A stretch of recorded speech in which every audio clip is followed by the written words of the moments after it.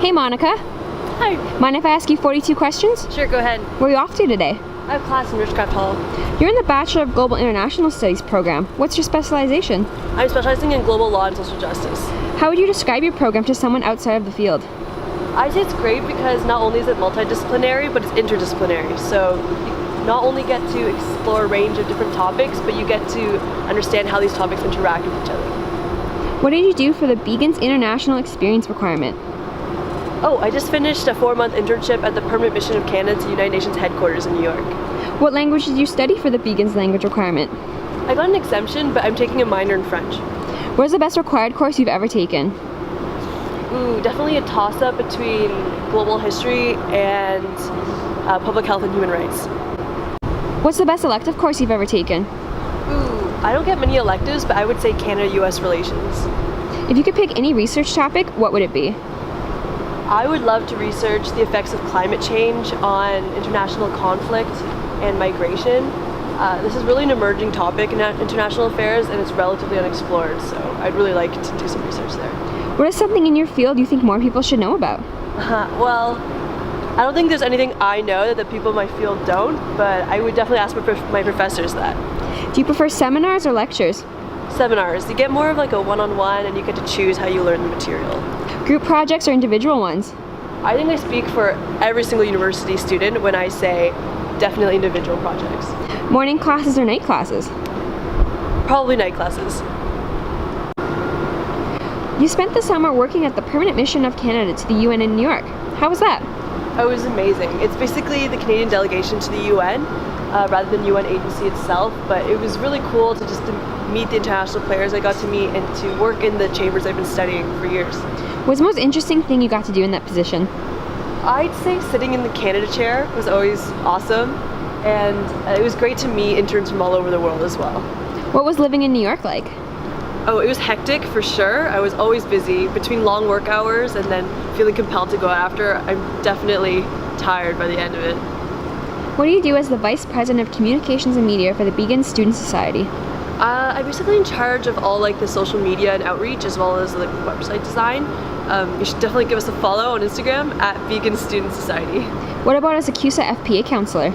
I represent the Faculty of Public Affairs on CUSA, and I'm also on the Accessibility Fund Committee, so just help ensure that all CUSA events and services are accessible for all students. What are you most excited about for this school year?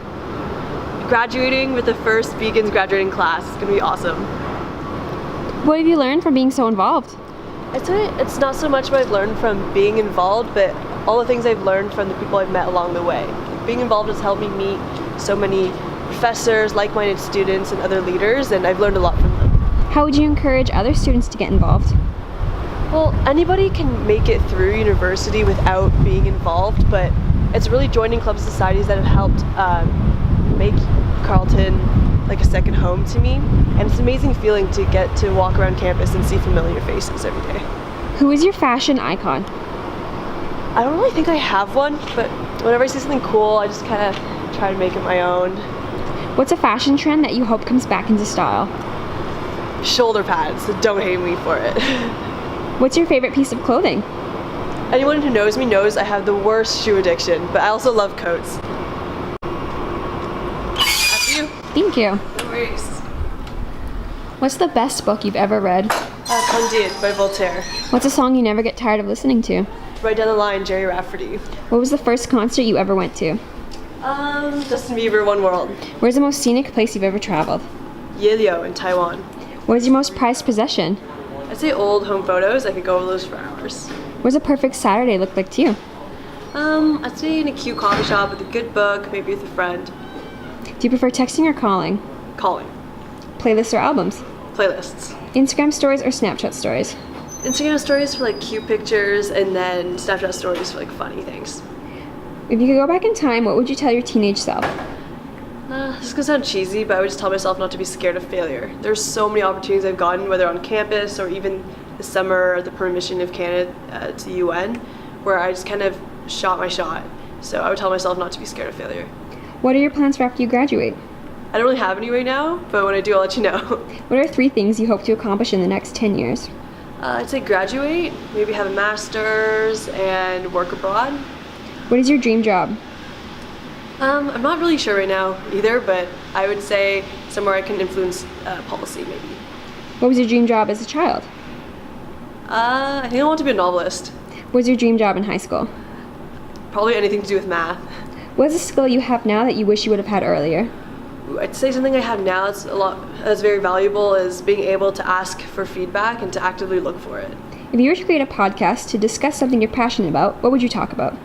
I'd say I'd probably talk about different kinds of inequalities in the world and what we can do to fix them. What's something that makes you happy? Spending time with friends. That's our 42 questions. Thanks, Monica. No problem. See you later.